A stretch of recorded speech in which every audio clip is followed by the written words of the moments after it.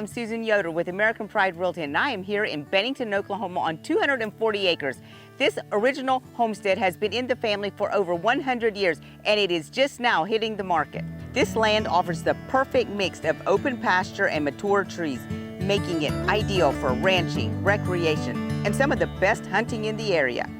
Character runs deep here, from the weathered barn and the original well to the timeless beauty of classic cars that echo the history of this property.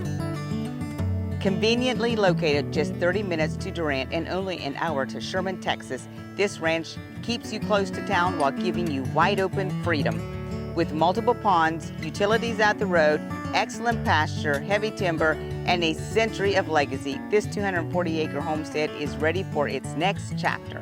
Some properties aren't just land, they're living history. This 240-acre homestead in Bryan County, Oklahoma has been in the same family for over a century, and now for the very first time, it's ready for a new story.